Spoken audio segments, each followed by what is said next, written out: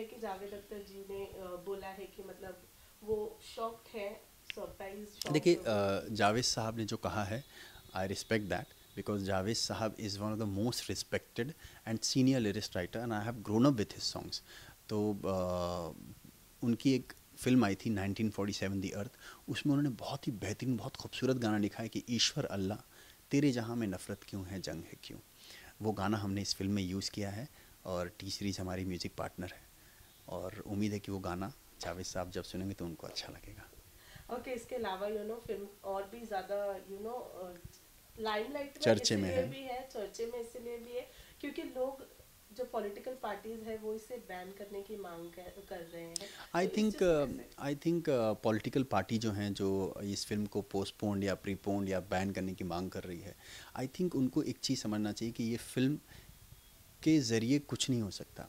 ये फिल्म से ज़्यादा हम पर ना ध्यान देकर वो अगर अपने काम को एक दिशा दें और अपने काम से लोगों को इंस्पायर करें ताकि वोटर्स, क्योंकि जितने भी पार्टीज़ हैं वो लोग काफ़ी बड़े पार्टीज़ हैं और उन्होंने काफ़ी कुछ काम किया है अपने स्टेट में अपने कंट्री के लिए। अगर उस कामों को भी वो हाईलाइट कर दें तो वोटर्स को पता है किसको वोट देना है और किसको नहीं। और 2019 के इलेक्शन में हमको पता चल जाएगा कि इस देश ने किस लीडर को चयन किया है। ओके, लेकिन अगर इसके अलावा हम देखें तो अभी हाल फिलहाल में जितने भी पॉलिटिकल फिल्में रिलीज हुई है जो पॉलिटिक्स पर बेस्ड है, वो अक्सर नाम के साथ ही कंट्रोवर्सीज में आ जाती है। तो देखिए क्या होता है कि पॉलिटिकल फिल्में जो होती है वो या हिस्टोरिकल फिल्में जो होती है वो एक बहुत बड़े शख्सियत पे बनती है और हम सब जानते हैं कि इस देश में इस वक्त सबसे बड़े शख्सियत मोदी साहब हैं। या अभी बाला साहेब पर बनी थी या एनटीआर पे बनी थी। तो ये सारी फिल्में चर्चे में इसलिए आ जाती है क्योंकि वो लोग बहुत बड़े पर्सनालिटीज़ हैं, उनके बारे में लोग जानते नहीं हैं। और काफ़ी कुछ फिल्म में होता है तो क्या वो चीज़ें हैं नहीं हैं, कैसी बनाई होगी, क्या कौन से पार्ट्स रखे होंगे कौन से पार्ट्स नहीं रखे होंगे, तो बहुत सारे सवाल लोगों के मन में आ जाता है। उन सब को क्लियर जब तक नहीं होता तब तक सवाल खड़े रहते हैं। तो अभी जब फिल्म रिलीज़ होगी तब लोगों को पता चल जाएगा इस फिल्म में क्या क्या है और क्या क्या नहीं है। ओके, जावेद जी का एक कमेंट ये भी आया है कि मतलब वो ये भी कह रहे हैं कि फिल्म में उनका नाम प्रमोशंस के लिए यूज किया जा रहा है। इस चीज़ को देखिए कैसे? मुझे नहीं लगता है कि मैंने आज तक प्रमोशन के लिए कभी किसी चीज़ को यूज़ किया है और मैं I don't believe in you that Javed साहब को जो भी कहना था उन्होंने अपने ट्विटर पे डाल दिया है और वो हमने पढ़ा है। और उसके अलावा मुझे नहीं लगता कि जावेद साहब ने कुछ कहा है and I should respect that. Okay, lastly क्या कहना चाहेंगे फिल्म के लिए और उसके रिलीज के लिए? फ़िल्म बहुत हमने दिल से बनाई है, बहुत मेहनत की है और बहुत अच्छी फ़िल्म बनी है। मैं सिर्फ इतना कहना चाहूँगा कि आप लोग दिल से ये फ़िल्म देखें 5 अप्रैल को और इंस्पायर हों, मोटिवेट हों और हर लोग कुछ न कुछ एक देश की तरफ चलें, एक दिशा सही दिशा की तरफ चलें और ये फ़िल्म को सराहें बस। Thank you. Thank you so much. Thank you.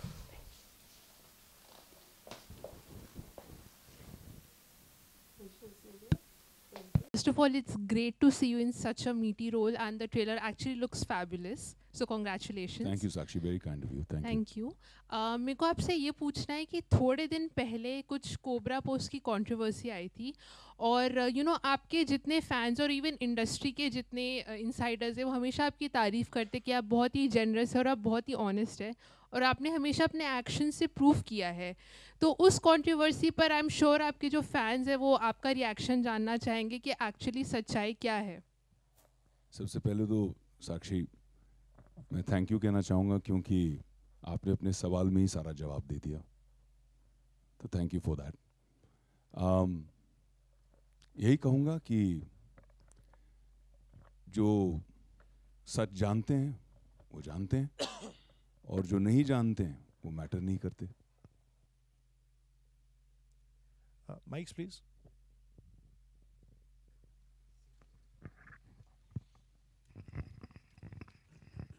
सबसे पहले तो Sandeep.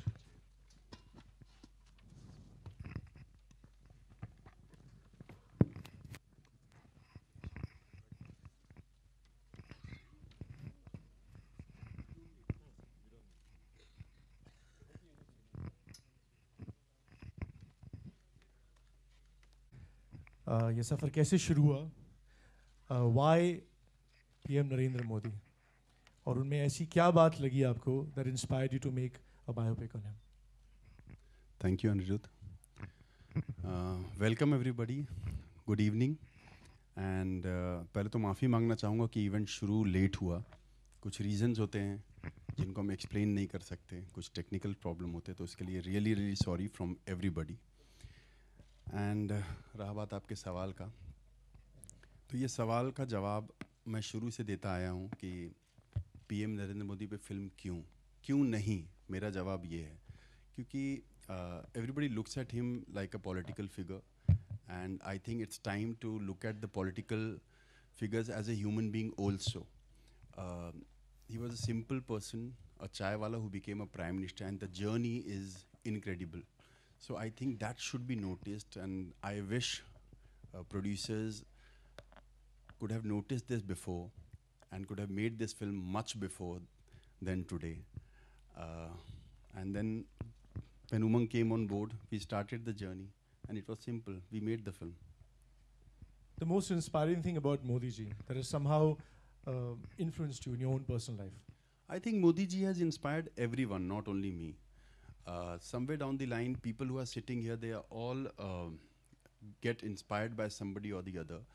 But a personality and a human being like Narendra Modi ji does inspire everyone, and that's why when he came and he was nominated as a prime minister, he won with such a big, majority, and that shows. So it's not that individually anybody has to, like me, get inspired.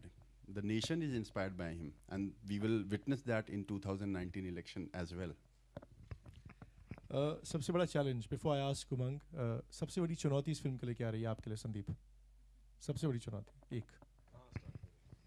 I think मेरे लिए सबसे बड़ी चुनौती ये थी कि उमंग इस film पे कैसे आए और डायरेक्ट करें. तो I think Umang should answer this. Umang, for you, this is your third biopic straight in a row.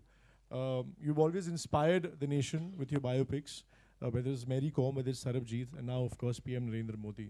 So, what is it about Modi ji? And tell me about your journey. I'm a very neutral person to start with. Okay, when Sandeep asked me about whether this would be possible and whether I would like to direct this film, and yes, biopic का जो मेरा जो third दौर है वो मैं नहीं चाहता था, लेकिन अब बन गया हूँ बायोपिक डायरेक्टर तो बहुत इंस्पायर हो जाता हूँ हर बार, क्योंकि व्हाई नॉट. ओके, मैं खुद से क्वेश्चन पूछता हूँ, नहीं I will be typecast, लेकिन चलेगा, I am good at it, I will do it. Now coming back to this film, when he asked me, बहुत बड़ी जिम्मेदारी आ गई मेरे सर पर कि कर पाऊंगा कि नहीं कर पाऊंगा, लेकिन the story is so inspirational that I said अगर मैं नहीं करूंगा तो कोई और कर देगा, तो मैं क्यों नहीं करूं, because I love the characters growth from. अगर मेरे को किसी ने बोला होगा 60 साल पहले कि एक चाय वाला ये जो है ना ये बनेगा पीएम बड़ा होके, तो कोई बिलीव नहीं करेगा, लेकिन वो बन चुका, बन के ऐसा दिखाया कि पूरा नेशन खड़ा होकर ताली मारा कि ये है, and I am so inspired and I got inspired because of that, and that's why I said yes I will do this film, because I like zero to hero बोल सकते हैं, या a struggle story that can inspire anyone and everyone कि मैं भी बन सकता हूँ एक दिन प्राइम मिनिस्टर. वो हमारी इस फिल्म में एक लाइन भी है बहुत अच्छी तरह कि कोई भी बन सकता है, and he did it and we all got inspired, and that's why I did this film. आपके लिए क्या कहूँ मैं, आपका तो नाम एक चमत्कार है, क्योंकि आपका पूरा नाम उनसे मिलता है जिनकी पूजा करते हैं श्री नरेंद्र मोदी, स्वामी विवेकानंद. और कमाल की बात यह है, शायद आप लोग जानते हैं कि विवेकानंद जी का असली नाम नरेंद्र है, और अब आप नरेंद्र मोदी जी का रोल अदा कर रहे हैं. ये कैसी किस्मत है जिसने आप तीनों को जोड़ा है? सबसे पहले तो इसके बारे में कहिए कुछ. You think you are destined to play this role? Good evening, everyone. Thank you for being so patient. I think destiny it works in mysterious ways.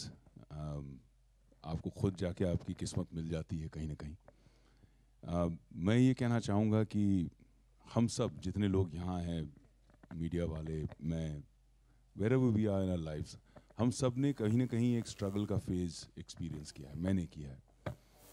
हम सबको लगता है कि मेरी स्ट्रगल बहुत डिफिकल्ट रही, but during the process of playing this role, this character, अब मुझे ऐसा लगता है कि I don't have the right to say कि मैंने स्ट्रगल किया है। जो मैंने नरेंद्र मोदी जी की स्ट्रगल देखी है, और with a smile and with a single minded purpose of serving the nation, जो उन्होंने अचीव किया है, उसके बाद मुझे लगता नहीं है कि मैं ये कह सकता हूँ कि मैंने स्ट्रगल किया। What was your biggest challenge in taking on this role? Were you intimidated at all? Of course, it's you're portraying a living legend.